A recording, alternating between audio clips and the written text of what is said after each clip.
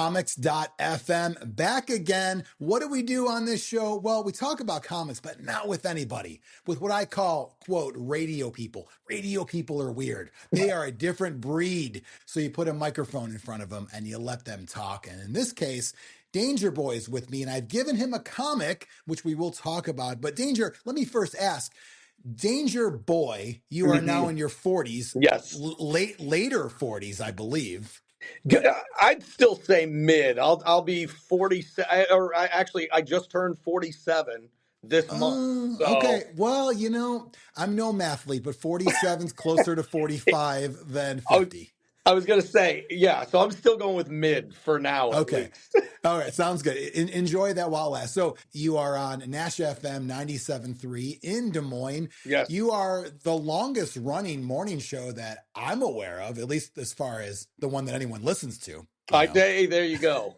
Yeah, I mean, I would think between Lindsay and I, different because of different versions and things. I think you're right at this.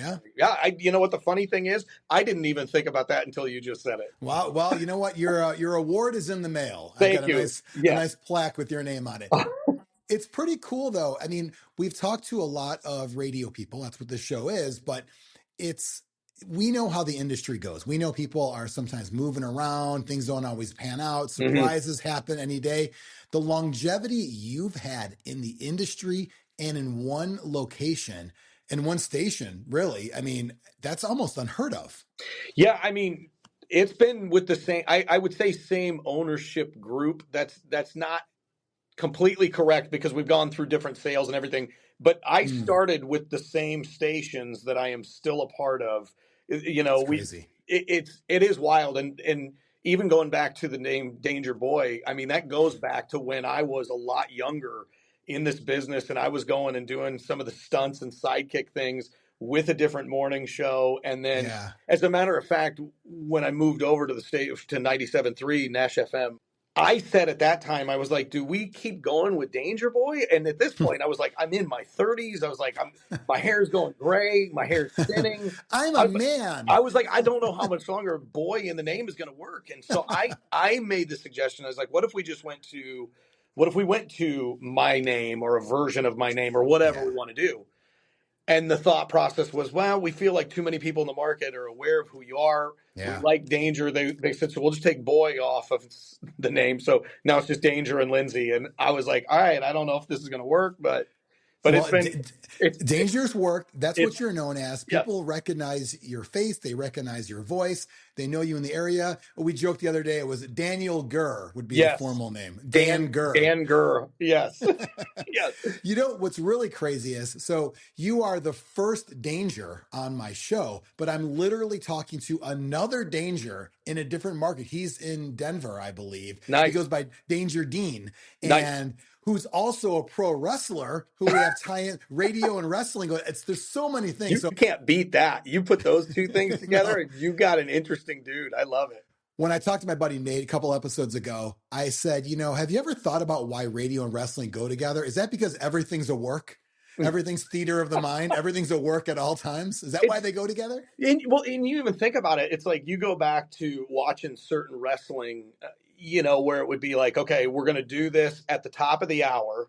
And then we're going to revisit what happened to Rey Mysterio Jr. Right. And then we're going to talk about, hey, here's what's coming up because we got this match at the end of the night. And then this is going to happen. You're constantly throwing back to here's what happened. You're teasing what's coming up. I mean, there's a lot that you can look at where it's like, wow, there is a lot of the same thought process and similarities to this. Vince McMahon, the ultimate program director. You're not kidding. You're not kidding, right? Yes. Danger, you and I worked in the same building in Des Moines for a while, and we started talking about our love for all things G.I. Joe.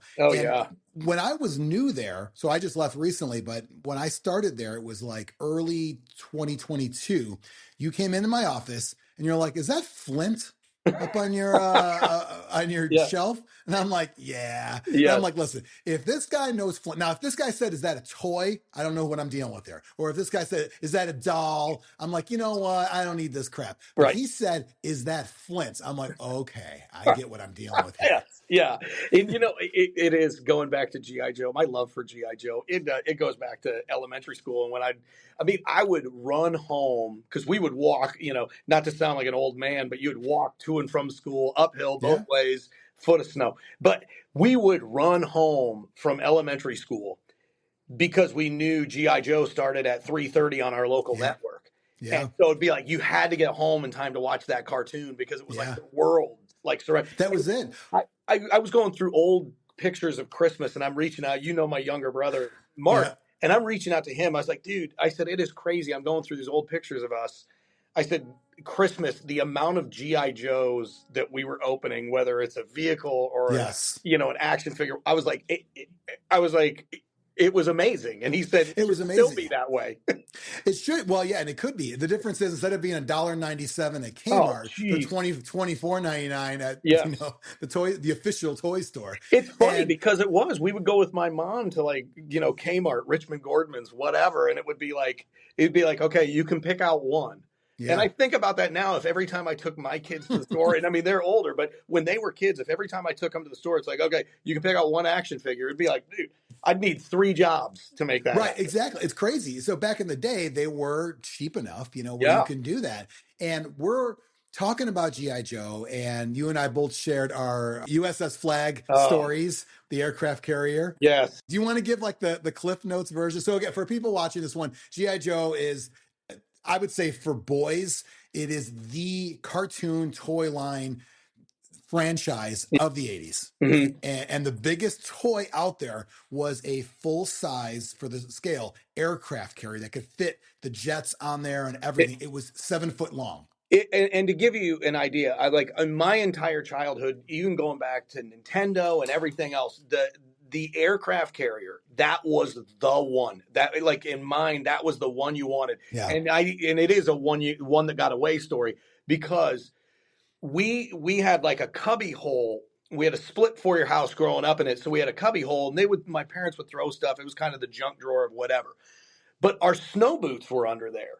And so we get a first snow and it's before Christmas. We get in there to get our snow boots. Well, we happen to see the aircraft carrier in this cubby hole. And we were like, oh my goodness. And then we're such idiots that we tell them at dinner, it's like, guess what we know? Guess what we found? And my mom says, well, it's not yours. It's for your cousins. Christmas rolls around. They don't get it.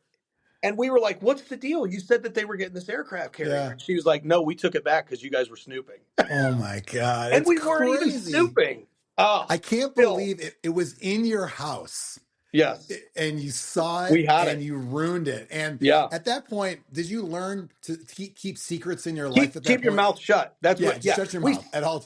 We snitched on us. Right. We were like, never again. And what did you have to gain? As in say, I know something. That's it. That was it. The idea of I know something. Hey, there's no positive that could have come out of speaking your mind at that moment. Yes, I'll share 2 quick relatable stories. One about snooping and GI Joe. I was snooping around before Christmas, and behind my dad used to work from home back in the 80s, which is kind of crazy that common now. But he had an office that we turned our garage into his office, and he had a green filing cabinet. That was always all the secrets were in there, important family documents and I don't know whatever grown-ups had that we don't have back in the day. Paperwork that says you have money. I don't know, whatever. Right. And so I was just snooping around. And I saw behind the green cabinets, there about enough, I don't know, maybe 3 inches wide between the green cabinet and the wall. And I saw something. And every day I would try to look a little more, get a little flashlight in there. And I started to realize, I'm pretty sure it was the G.I. Joe train set. So it would have been not the figure scale, small, HO, I guess train scale would be what that is. Okay. Whatever, so there were little guys, I'm sure, but they were an inch tall. But it was a G.I. Joe train set. And I'm like, oh my God, I did circle that in the Sears catalog. So Which is what made it official that you wanted it. Well, it's funny. It was only a few years separating the Sears catalog from the underwear section and the G.I. Joe section. You're right. Yes. Like 4 years in between. Exactly. And some that overlapped. You know what? Hey, Scarlett, that's all I'm saying. Right. So I saw this thing, and I remember telling my mom, just like you, I said, I saw a present for me. She's like, what did you see? I said, G.I. Joe train set. It's going to be awesome. I can't wait. It's going to be great. She's like, I think you were dreaming that. I'm like, I was not dreaming that. She's like, yes, you were. I went back to look at it. It was gone. Oh. She moved it. She didn't return it, thankfully. Oh, man. That's awful. But I did. Yeah.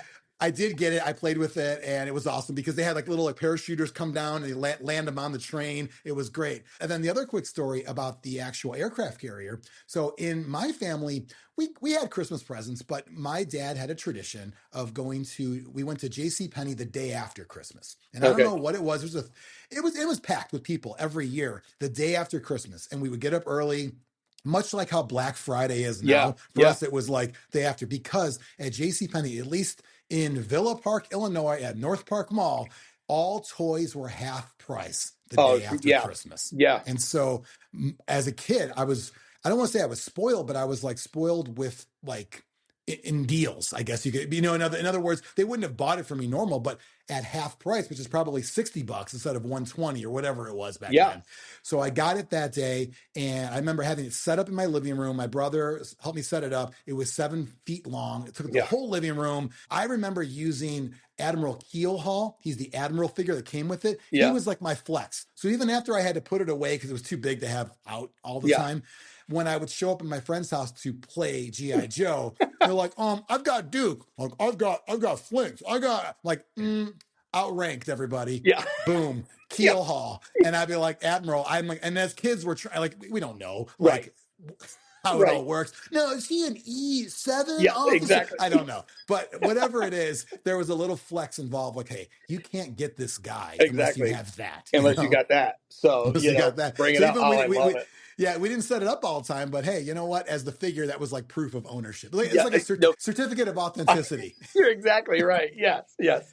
So you and I talked G.I. Joes, and then when it came time to create this show, I thought, you know what? Danger's going to go on my little, I got my little black book here. This is my little Danger notes here. And I'm like, by the way, get this sticker, comics.fm. I thought it's the first black book I've ever been in, I'm sure. The only one. Yeah. And it's probably going to stay that way, Yeah, probably. At this point, you're not Danger Boy, No. You're not. You're almost Danger Grandpa at some point. You're not kidding. Yeah, that's where I'm trending. Yeah. I better check with my son, but that's right. Yeah, you haven't talked to him today, but you never know. Yeah. And I think that we talked G.I. Joe. We played a G.I. Joe role playing game for a while. We were acting out characters, and I'm like, this is too perfect because this comic, G.I. Joe Saturday Morning Adventures, it's written and drawn just like the cartoon. So in this it's a 4-issue series and combined together in a trade paperback. Basically, you see Cobra Commander finding Aladdin's genie, and he gets the lamp. And Danger, what happens when you find a lamp? You normally get wishes. And what's the usual thing that ends up happening when you get wishes? It's going to go haywire. It's all you want it to be this way. You wish for this thing. You think it's going to go that direction, only to realize there's a reason, there's a saying, be careful what you wish for, right? That's right. That's where it comes from. You always get screwed. The genie, we should know by now. Cobra Commander should know by now. The genie's always literal, right? If you ever said, I want to have all the money in the world, and the genie is going to basically make everybody poor, and then you're Scrooge, and it's like, that's not what I want. Well, I wanted the money, but I didn't want them to. It's always that, right? Yes. We should have. Brendan Fraser in Bedazzled taught us so many lessons in life. This is one of those there. So Cobra Commander finds the lamp, and he wishes for the battle android troopers, the bats, but he wants giant ones. Yes. Right. That was his first wish. What I loved about the comic book right off the bat, going back to how close it is to the cartoon, is you're not wrong. because the minute because you think about all the things that you might wish for if you were Cobra Commander that might give you the edge, and you're like, Yes. so that's what you went with, gigantic battle android troopers. Okay. Yeah. But it was like, this is so cartoon accurate. Yes. It's like, this fits totally. I also love, even right down to how he acquired the lamp, was he had Zartan and the Dreadnoks. They were able to get this terrible looking sculpture, so to speak. Yeah. And then the lamp was inside of that. So everybody's like, why would you have us go and get this? And It's totally cartoon, where it's just so goofy. And, I'm not going to mention all the wishes he had, but like just the idea that, like, you always get screwed over. It was like, well, did you know a squad of bats are only 5 strong or whatever? Like, well, I thought it'd be an army of them, that kind of thing. Yes. And so throughout this adventure, and then there was a few moments in this where some of the Joes, I think it might have been a scene with Flint, actually, who was one of my favorites, almost realized, like a self-actualized, are we all part of the genie's mind, right, or his own will?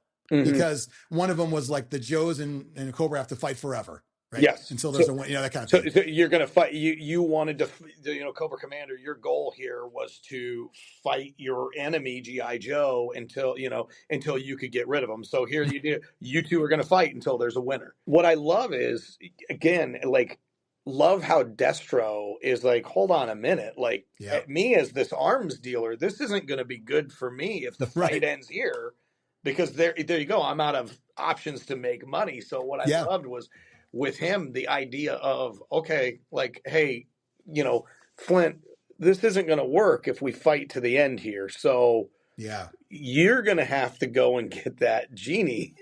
If this is going to work. And you're right. There's a great scene in there. I will put that up on the screen as we're talking, but there's a great scene where it's, I think they're both in jets talking to each other, and Destro and Flint are coming to an arrangement, a deal, in a sense, to kind of how to beat the loophole that is in the wish of the genie from Cobra Commander. Yeah. And it's kind of cool because, without giving away too much, I want everyone to check this one out because it does read very quickly. It's like a cartoon. And eventually the Joes do get the lamp, and Shipwreck ends up with it.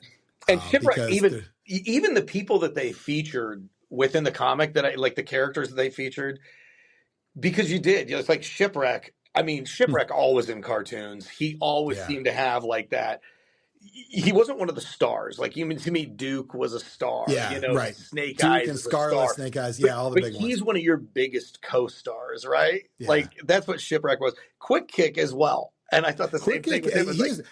I forgot Quick Kick was crack jokes the whole time. And I forgot that was his thing. Yes. And what's so funny is, what I love about a comic book like this, if you're a fan of the cartoons, you go to read the comic book, you are going to read it in the voices, that they spoke, other than the one line that I did not do it, which was when I believe Cobra Commander does have the line "inconceivable," which can only be said like the Princess Bride. So. There's only one. I'm gonna, I believe Wallace Shawn, inconceivable. Inconceivable. That's the only time where it's going to be a non.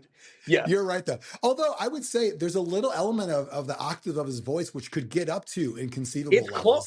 I thought the same thing, because I did do the voice when I was reading it. I was like, I was like, there were times where, depending on how Cobra Commander's delivering the line, it's great. Off. So, and tell me how much you probably love the PSAs that were there. So the public service that's what I was going to say. I was going to wait. I was waiting because I was going to ask you. I was going to say, were the PSAs hands down your favorite part of the comic book? Yes, no doubt. And so for me, I mean, if I had to pick a favorite panel in the book, there's so many great ones. Because like I said, I do like when Flint is starting to realize we're all kind of playthings. I think he might have said in the genie's world. It does not actually, it's great, but when you compare it next to the PSAs, and they're modern day PSAs. They're modern day PSAs, yes. Talking crap about people online. Internet, that was exactly the one I was thinking of. But because back in the day, it was, don't touch the window. Don't touch the doorknob. It's hot. There's a fire. Yes. Don't jump over those power lines, pork chop sandwiches, Yes.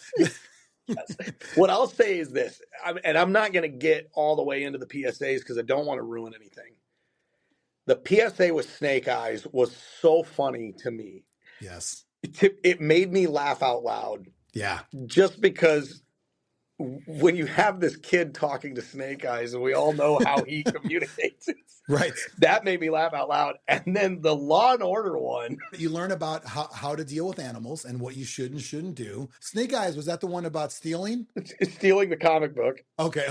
And then the one about the internet trolls talking crap online to people. But it's so good. The Law and Order one, because it ends with like kind of violent, right? I don't want to ruin too much, but when I'll leave it like when you basically say to a kid like this dog could rip you apart. Like okay, Law. Yes, and oh my goodness, and you don't often get, and knowing is half the battle, followed by another statement from the Joe. Yes, but it was good. It was so like tongue in cheek, but throwback nostalgia. I love those PSAs. The PSAs in it were fantastic, and it does. Yeah. It really gives you the feel that from each section of that comic that you are moving through like a 4-part episode. Yes, it does. It felt like it. It read smooth, all connected. It had all the tropes of a typical cartoon episode and a ton of characters in there. So you get to introduce, if you may not remember people. Yeah. So yeah, you get to see a little bit of everybody in there. Writers, Erik Burnham, art by Dan Schoening, Luis Delgado. And yeah, I think, would you say the PSA is probably your favorite panel from that? Yes. Yeah, I think so. I loved it, the whole thing, and it did.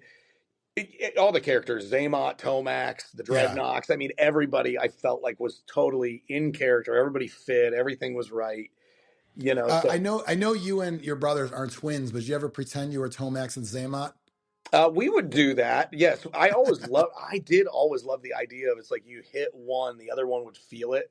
Because then it's like if you were mad at your brother, then you could just, frying pan to your own face if he's the one that's going to feel it. You know what I mean? That's the evil way. Yeah, it's almost like Fight Club. He's punching himself. Yes, exactly. And, yes. Yeah, there's definitely those moments there where the characters I remember as a kid, always loved seeing them come back there. It read really well. There's also, if you like this one, I believe there's a Teenage Mutant Ninja Turtles version of this as well, too. Oh, nice. Which I haven't read. I've only read sort of the current run of comics right now, but there's a cartoon-related one. The funny thing about this is called Saturday Morning Adventures. Yeah. But your point earlier, G.I. Joe was not on Saturday mornings. It was always a weekday for me. As a matter of fact, it's what made me hate the show MASH. My afternoon cartoon block, right? Yeah. It would end and it would go from cartoons, and the first like live action show that they would show as you kind of would get later into the afternoon, now we're getting into sitcoms, would be MASH. So it's like G.I. Joe would end, and then the theme song you'd hear would be the and the helicopter first. And it was like you are the reason that my fun is ending right now. Oh, I hated the show because you're like, listen, Doc is the only medic I need in the military. You're exactly right. Yes, you're exactly and he's a pacifist as well. Yes. It appeals to everybody, especially from our generation. It's definitely a great throwback kind of moment there. And yeah, it's four issues collected all together. You get it, pretty cheap on Amazon. Knowing that G.I. Joe is definitely, it's not a superhero. So G.I. Joe is, obviously a military theme, but sort of like anything goes, everyone's specialized. I know you've put yourself in the shoes of G.I. Joe before in those characters. If you were a superhero, because I know you're a big Marvel guy too. Oh, yeah, yeah. If you were a superhero, okay, who would you, like, what would you be? What would be your power? What would be the name of the movie? And who would play you? I've asked everyone this one. Your friend Jacob Beals had a great answer on his. Beals' movie just wanted to be called Beals. And we were talking about he wanted super strength, but then I gave him the flaw of always knowing when people are hungry, because it was like Beals on Wheels. I do love it. And every time he had to go like stop a bad guy, he had to drop off lunches at a local school first. Okay. I do like the sound of that. The ability to fly seems awesome. You need more than that. You know what I mean? Because what I don't want to do is just be able to fly to the fight to then get my butt kicked. Yeah. Good point. Yeah. Right. So you want, like, even if you're like, hey, you can't just pick Superman's powers or whatever. Right, you know what I mean? It's like that idea of, it's like, okay, I'm going to need a little more when I get there. Yeah. Well, if you were just flying somewhere, you would be a very lackluster superhero, because you would be The only use you would be like scouting out, maybe like, hey, I just flew on top of the building. Yes. I saw the bad guys are over there. Can you help us, Danger? Yes. I I can't. can carry you there, I maybe. can carry you If you're if I not have too enough, heavy. right? If I'm strong If you're enough, not, I have, yeah, if there's anybody that's not that big, I can carry you to right. the fight. If But other there's than any that, children I can bring to the yeah, fight, I can I can carry take them. them or carry them away. So I mean, here's the thing. I'm trying to keep in mind that I can't go. I do love the healing power that you see in Yeah. some, but I also don't love the thought of getting hurt. So I'm going to go with not feeling any pain at all. That's probably So better go. because if you regenerated healing factor, You're still getting hurt. you're going to try to seek out fights. Deadpool, Wolverine, Yeah. these guys that have healing factors, they go and fight. So you're thinking Luke Cage, is he kind of like feel no pain? I kind of think so. Yes. Like, Yeah. So basically you just don't feel anything. Yes. You know, would you say as like maybe like a flaw, like you don't feel anything emotionally as well either? I do like that as a flaw. Yeah. You just don't care at all. You just don't care, you know? So it's like, About anything. Getting punched. But I love that because there is almost like a built-in flaw though with not feeling pain. It's because there are some injuries that would be way worse than other where it's like, hey, if you don't get this addressed, it could kill you.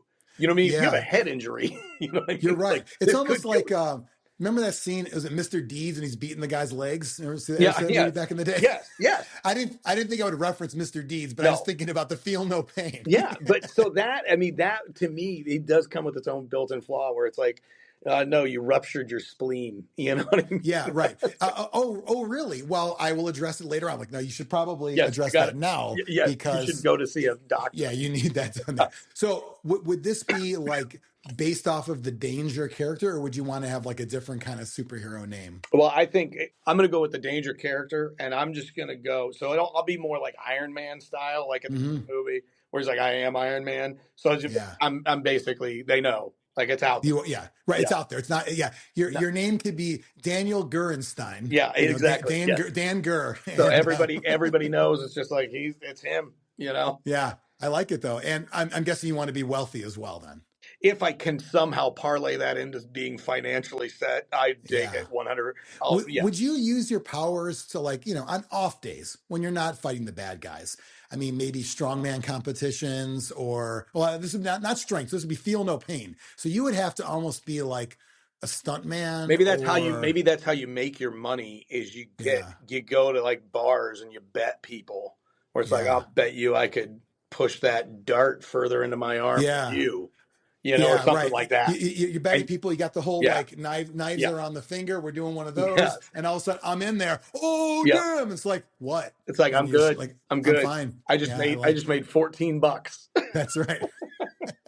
And they're like, your fingers on the ground. Yeah, your all fingers on the ground. I've lost them all. Well, you know what? Nubs, whatever. You'd be strong nubs there. We'll do it with toes. That's right. So, long-time career in radio. We talked about that earlier, going from the wacky sidekick Danger Boy to now being the morning show and program director as well. You're also the boss as well. You wear many hats over there. Yes.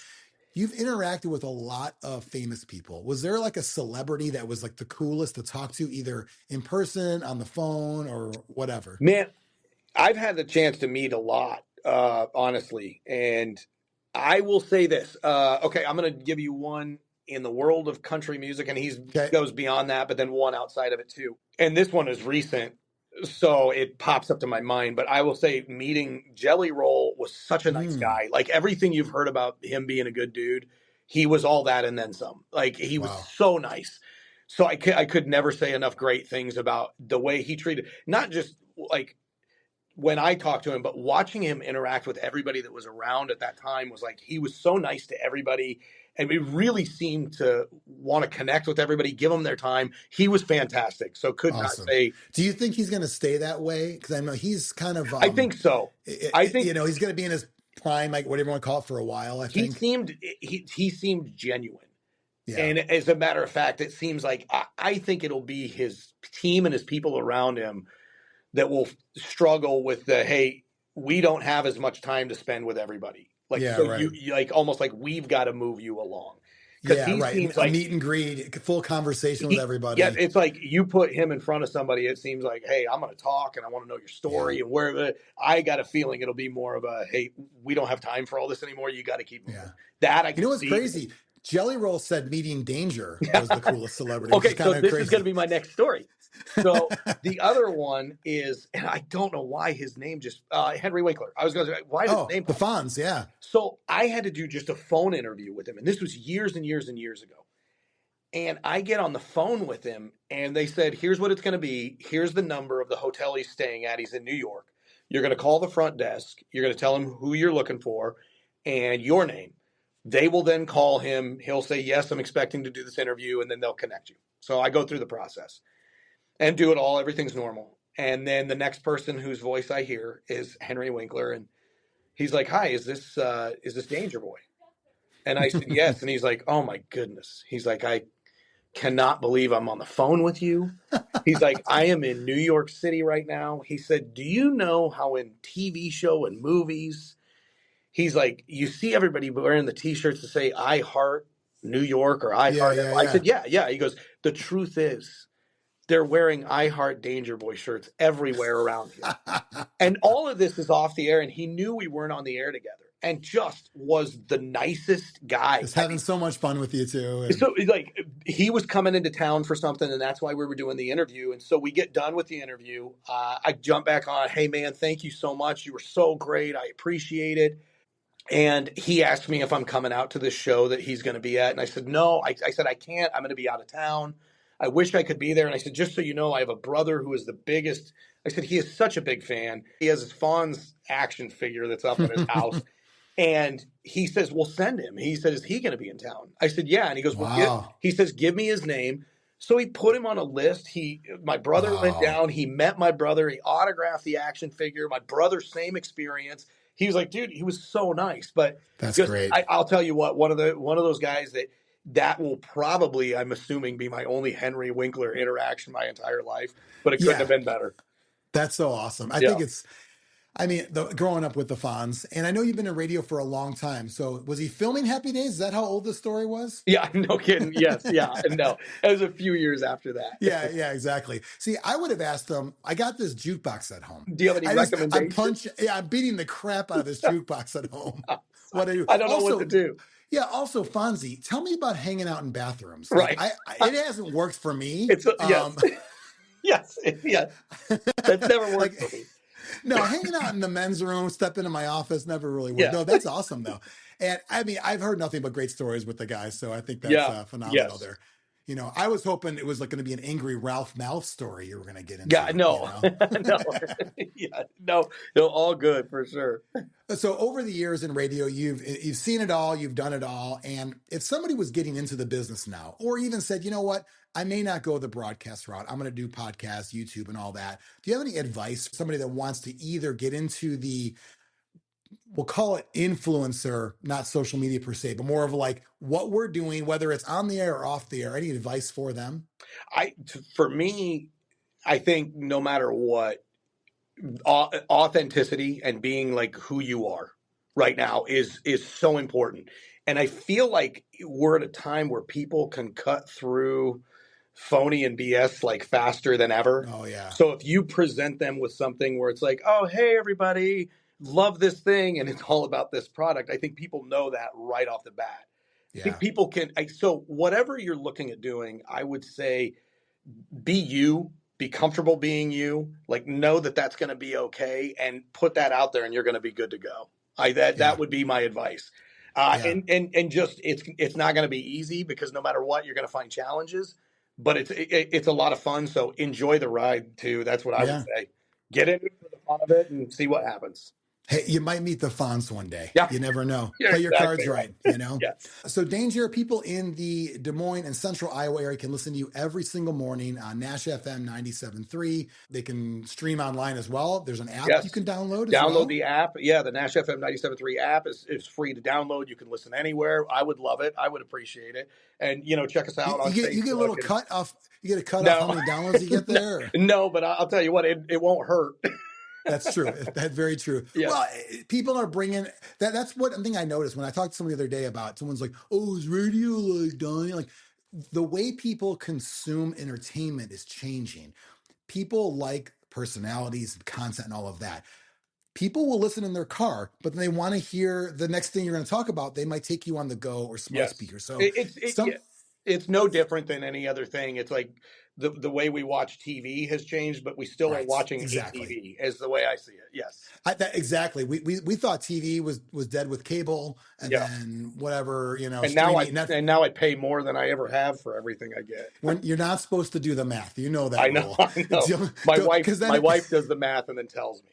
And I saw this thing online. It was, I wish someone would take all the services together, Netflix, everything together, put it all in one plan. Like, you mean cable? Yes. Yeah, we had that. Like, what we used to do. Yeah. The other one, actually, I told, I think it might have been in my last show. It was somebody saying, and I think this one was serious because it was a video shown to me by Sam, who we work with on the younger side. And it was a podcaster, younger, who said, I wish there was like a podcast where it was live and they play music, but you don't know what they're going to play, what they're going to say, what they're going to do, but it was all live. It's like, it's you mean radio? Radio. Like, we've been doing it forever. What? Yes. Yes. And I think that one was, I think the cable one was like being facetious, but I think the radio one was a legit question. I would believe it. I would believe it for sure. Awesome. Danger Boy, thank you for being on comics.fm. Hey, thanks, man. I had a blast.